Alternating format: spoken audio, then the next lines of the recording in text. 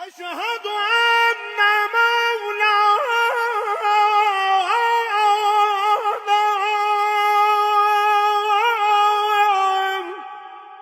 أمير المؤمنين علي ولي الله. बिस्मिल्लाहिर्रहमानिर्रहीम. नाज़रीन सलाम अलैकुम. मैं हूं आपका मेज़बान ज़ीशान अली. हमारी इस पेशकश में आप सबका इस्तकबाल है. नाज़रीन, आज के इस प्रोग्राम में हमारा मौजू है अदल इंसाफ अमीरुल मोमिनीन हज़रत अली इब्न अबी तालिब अलैहिस्सलाम की नज़र में. अबुल अइम्मा हज़रत अली इब्न अबी तालिब अलैहिस्सलाम की विलादत 13 रजब 30 आमुल फ़ील को खाने काबा में हुई. आप मोहसिन इस्लाम हज़रत अबू तालिब अलैहिस्सलाम के फ़र्जंद, आपकी वालिदा जनाब फ़ातिमा बिनत असद हैं. बचपन से ही हिकमत परवरदिगार से आप पैगम्बर अकरम सल्लल्लाहु अलैहि वसल्लम के ज़ेर साया परवरिश पाते रहे और ज़िंदगी का तमाम वक्त आपके साथ ही गुजारा. विलादत का दिन तमाम आलम इस्लाम के हुर्रियत पसंद, अदल इंसाफ पसंद और मज़लूमों के लिए दर्स का दिन भी है. इमाम अली इब्न अबी तालिब अलैहिस्सलाम की फ़जीलत व मंजिलत को मुख्तसर वक्त में बयान नहीं किया जा सकता. आपकी मारिफत इलाही, इबादत, ज़ुहद, तक़वा, अल्लाह की बारगाह में तक़र्रुब का मकाम समझने के लिए इंसान की समझ कासिर है. दूसरा पहलू आपकी फ़िदाकारी, उम्मत इस्लामी के शरफ़ के लिए दी गई क़ुरबानियाँ, हिजरत का वाक़या हो या आपका सब्र और वफ़ा, जिन्हें ज़माना भुला नहीं सकता. मुख्तलिफ़ मौक़े पर दीन खुदा पर अमल करने के लिए, हक़ को कायम रखने के लिए, दीन मोहम्मद सल्लल्लाहु अलैहि वसल्लम की बका के लिए, हिफाजत के लिए की गई कोशिशें बेमिसल हैं. रसूल खुदा सल्लल्लाहु अलैहि वसल्लम ने इमाम अली अलैहिस्सलाम को हक़ का मेयार करार दिया. आपने फरमाया, अली हक़ के साथ है और हक़ अली के साथ है. हक़ अली के इर्द गिर्द घूमता है, यानी जिसे हक़ की तलाश है वो देखे अली कहाँ खड़े हैं. इमाम अली इब्न अबी तालिब अलैहिस्सलाम के हकीमाना कलिमात नहजुल बलागा की शक्ल में मौजूद हैं, जो कीमती सरमाया हैं. आदिलाना हुकूमत के बारे में आपका बयान इंसानी मुआशरे के लिए बेहतरीन नमूना है. कुरान मजीद के सूरह हदीद की आयत नंबर 25 में इरशाद रब्बुल इज़्ज़त हो रहा है, बेशक हमने अपने रसूलों को वाज़ेह दलाइल के साथ भेजा है और उनके साथ किताब और मीज़ान को नाजिल किया है ताकि लोग मीज़ान के साथ क़याम करें. इमाम अली अलैहिस्सलाम की नज़र में वो उसूल जो माशरे में तवाज़ुन को कायम रखते हैं वो हैं हुकूमत में अदल और इंसाफ कायम करना, जो माशरे को सलामती और उसकी रूह को सुकून देता है. आपने इरशाद फरमाया, हुकूमत के साए में ही मोमिन खुदा के लिए काम करता है और बेदीन अपना दुनियावी हिस्सा लेता है. इज्तिमाई उमूर अंजाम पाते हैं. हुकूमत के ज़रिए से ही टैक्स की वसूली और दुश्मन का सामना किया जाता है. रास्ते पुरअमन होते हैं और कमज़ोर का हक़ ताकतवर से लेना मुमकिन होता है. यहाँ तक कि नेक लोगों को सुकून मिले और बुरे लोगों के शर से नजात मिल जाए. आपने हुकूमत और इक़्तिदार को इस तरह बताया है कि ये दुनियावी जाहो जलाल के जज्बे को तस्कीन देती है. जिसके ज़रिए दुनिया को ही मकसद बना लिया जाए, उसे आपने हक़ीर समझा है. निज़ाम अदल कायम रखने के लिए हक़ दिलाने और मुआशरे की खिदमत करने के लिहाज से इसे अहमियत देते हैं, बल्कि मुक़द्दस अमानत समझते हैं.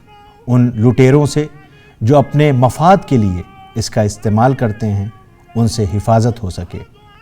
एक बार इब्न अब्बास आपकी खिदमत में आए. उस वक्त आप अपने हाथों से अपने जूते की मरम्मत कर रहे थे. आपने इब्न अब्बास से दरियाफ़्त किया, इस जूते की कीमत क्या होगी? इब्न अब्बास ने जवाब दिया, कुछ नहीं. इमाम ने फरमाया, इस पुराने जूते की कीमत मेरे नज़दीक तुम पर और लोगों पर इस हुकूमत और इमारत से ज़्यादा है, मगर ये कि इस हुकूमत के ज़रिए से अदल कायम कर सकूँ, हक़दार का हक़ उसे दिला सकूँ या बातिल को मिटा सकूँ. आपने आदिलाना निज़ाम को कायम करने की तरफ तवज्जो दिलाते हुए फरमाया, अदल मामलात और उमूर को उनके असल मौके और महल पर रखता है. मुआशरे की मिसाल एक गाड़ी की सी है जिसका हर पुर्जा अपने मकाम पर होता है. इमाम अली अलैहिस्सलाम की निगाह में अदल के ज़रिए माशरे में तवाज़ुन को कायम और सबको राज़ी रख सकते हैं. अदल एक ऐसी चीज़ है जिसे ईमान की एक सरहद समझना चाहिए और सरहद की हदों पर राज़ी और शाकिर रहना चाहिए. आप अदल को खुदाई ज़िम्मेदारी, بلکہ ناموس الہی سمجھتے تھے۔ آپ کو یہ گوارا نہ تھا کہ کوئی شخص بے انصافی اور ظلم پر خاموش رہے۔ آپ نے نہج البلاغہ کے خطبہ نمبر 124 میں ارشاد فرمایا، کیا تم لوگ یہ چاہتے ہو کہ ظلم کے ذریعے کامیابی حاصل کروں، عدالت کو سیاست اور اقتدار پر قربان کروں؟ ذات پروردگار کی قسم، جب تک دنیا کا نظام باقی ہے ایسا نہیں کروں گا، اور ایسے کام کے قریب بھی نہیں جاؤں گا۔ میں اور ناانصافی کروں اور عدالت کو پامال کروں۔ اگر یہ سارا مال جو میرے پاس ہے میرا ذاتی مال ہوتا، میرے ہاتھوں کی کمائی ہوتا، اور میں اس کو لوگوں میں تقسیم کر دیتا، تو اس میں بھی کسی کو دوسرے پر ترجیح دینا گوارا نہ کرتا۔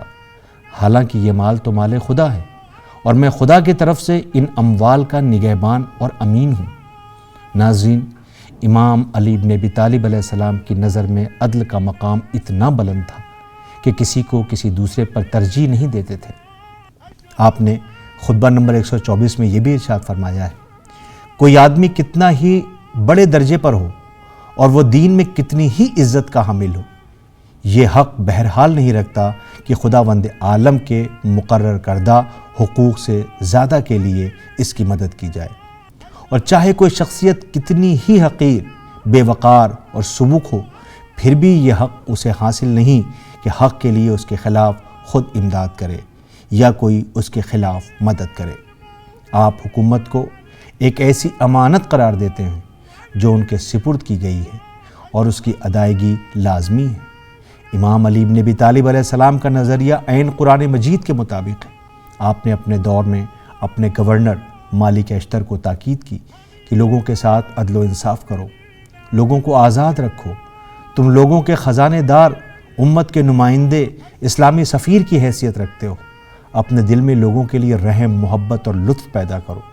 آپ نے فرمایا کہ جب کوئی بڑائی یا درجہ ملے تو رعایا کے ساتھ اپنا برتاؤ نہ بدلنا، بلکہ خدا کی نعمتیں جتنی زیادہ ملتی جائیں اسی قدر خدا کے بندوں سے نزدیکی بڑھتی چلی جائے۔ امام علی بن ابی طالب علیہ السلام کے فرامین میں انصاف، مہربانی اور لوگوں کا احترام اور اہمیت پائی جاتی ہے، جو انسانی معاشرے کے لیے بہترین نمونہ ہے۔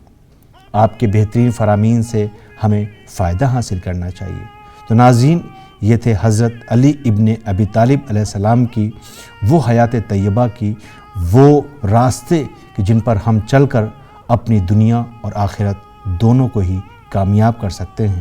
آج کے لیے بس اتنا ہی۔